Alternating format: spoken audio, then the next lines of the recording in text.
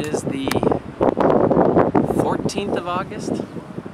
I'm here in Dakar, Senegal, dropping Drew and Joe off for high school at boarding school. And it's time for a little supporter update.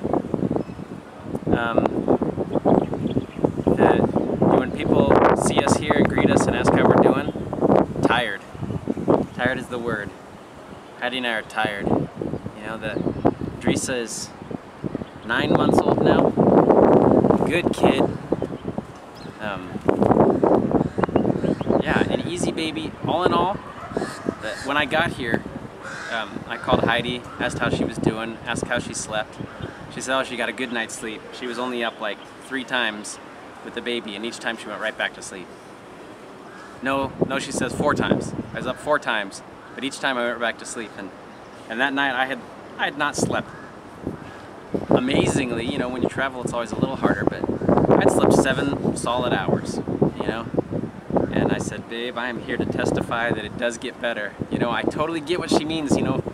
For us and our standard of living for the last 16 years, as long as you get back to sleep well, each time, waking up 3-4 times in the night is a good night's sleep. But it weighs on you, you know, it takes its toll, and we're just tired, you know, and it's a little bit inescapable. I was talking with her last night and I said, you know, man, babe, when I get back from this trip, because she's doing double duty, she's there all by her lonesome, so all the slack that I usually take up as the good husband that I am, you know, I'm not doing. Plus, Joe and Drew both do phenomenal amounts of work for us when they're home. You know, we trust them with a lot of responsibilities to keep the house running, and none of us are there now. So I tell her, babe, when I get back, I'm gonna make a staycation happen. I'm gonna do this. But then I'm processing it, and I'm like, what on earth am I gonna do? You know, somebody has to take care of the kids. Our oldest kid is 12 now, so I mean, she can help. She can babysit kind of style, take care, but that baby's gonna need Heidi every few hours, no matter what we do. And yeah, I say this, and if you love Jesus, you'll know what I mean. We just long for heaven more and more all the time. Not in a bad way, unlike if you told my kids they're going to Disneyland, they'd be like, okay, sweet. You know, they'd probably rather go to In-N-Out because they've experienced In-N-Out. They know something about it. You know, when you first become a believer, you get to go to heaven. That's a plus. That's a bonus. But you know, but as you grow in Christ and you read His Word and you suffer on earth and you learn more about heaven, you know Him better. You want to be with Him more. We're ready to go. Not to abandon this world or anything, but it's just going to be so much better. Ministry's going well. By God's grace, we did kids club over the summer, and I'd say it's pretty consistently a dozen kids.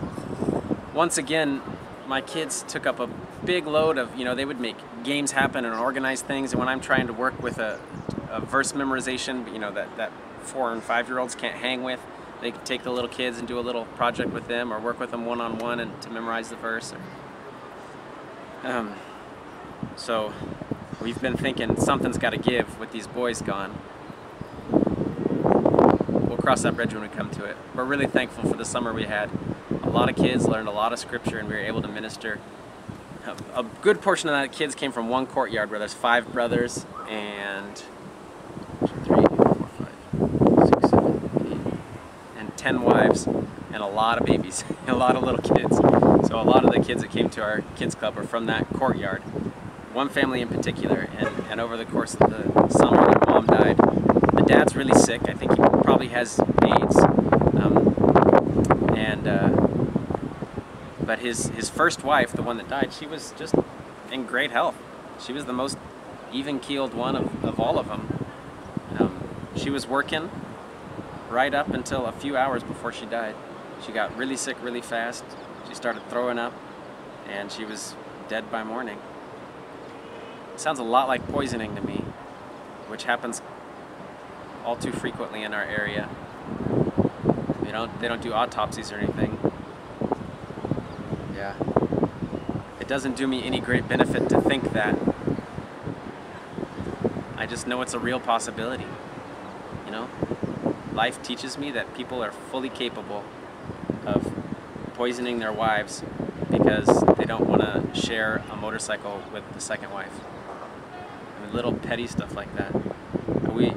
Mariko and I had gone over to talk to him recently because he chased that wife, the wife that died. He chased her out of the courtyard, wouldn't let her come back in.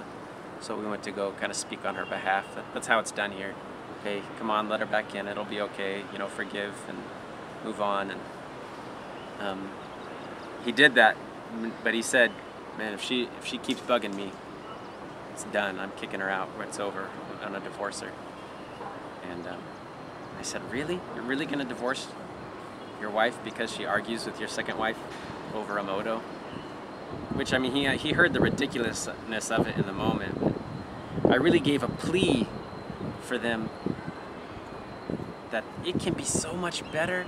You know, if they even had a taste of what Heidi and I have, he'd be bending over backwards for those women. Nobody does. Even the Christians. Very few of them have a grasp of the concept of marriage being Christ and His church, and that the richness of the relationship a husband and wife have is close, at least a good reflection of that. It's one thing I've been trying to teach to Zahn. Zahn and I have gone through a lot lately. We did another video together of when we were looking for his sister and when we found her, and the whole process of that kind of bringing her back into the family. Oh, there's the bell. Sounds like Joe's out of his first class, health class. That was his first class of his high school career. Maybe I'll get a video of him coming out.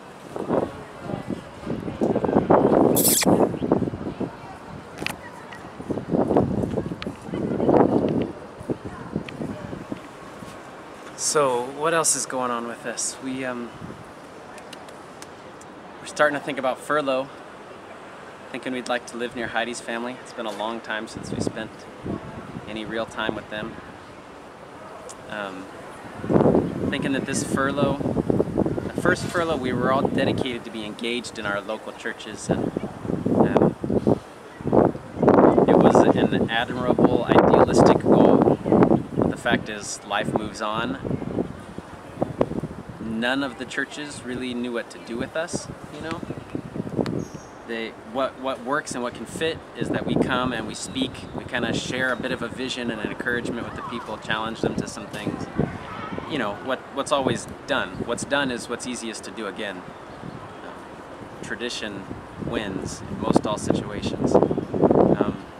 So we'll try to, with that lesson learned, we'll try to come and engage churches in the best way that they can make use of us, that we can be helpful to them and encourage them.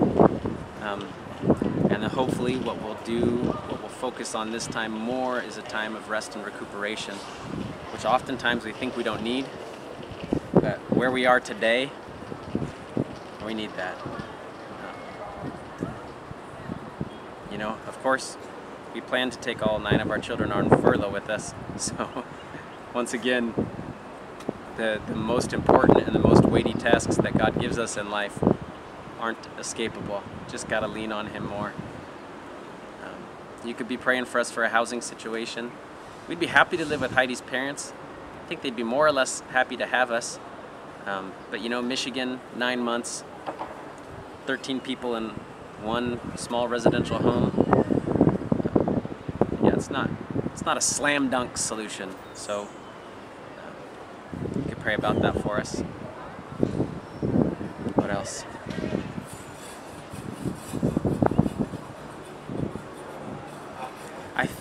I think it's good that we don't have a teacher coming to help this year. We find that that's kind of just the rhythm God's given us. We have a teacher one year and then not the next year, and then the year after that we did, and so then this year we don't. And those in-between years with nobody there, that is a weight lifted, even though it's also, we have a greater weight of responsibility to educate our children. But we're just our family, you know? And in Mali, we don't experience that often. There's always people in our home, always people with us. And then when you add also a Western person from it, that's an additional and an entirely different kind of responsibility. So we would, if you want to come out, we'd love to have you, because how are we going to do 5 grade levels simultaneously again? You know, we did 3 before, but 5, that's what we're trying to do. We're trying to teach 5 grade levels in this coming school year. Try to get it all done by the time we come here to for Drew's graduation in June. And an open and honest point, you know. So Heidi, you know, our life and her body and rhythm and everything tells us 2 years is about the span of time between when we can have kids, or when we have had kids in the past. And so Heidi could get pregnant now, and she's realizing that, and it tests her commitment to what God called us to, which is to let Him handle that, you know, to trust Him, to follow Scripture and trust Him with the responsibilities and blessings He provides, and trust Him to give us all of the resources and energy that we need. But it's hard, you know. Like I said, we're tired, and she thinks about, you know, if there was another baby in 9 months, where would that baby be born? We'd be like on our way to America, and Drew's graduation, and you know, what if it happened right at the same time? Like, could we even travel back to America right after his graduation? You know, just you know, it's a taxing time for her. So over the last week or so, we've had a good kind of take a deep breath time. We do trust God. He is faithful. We're happy to do what He's called us to do. We're called not to worry, and so we set it aside. And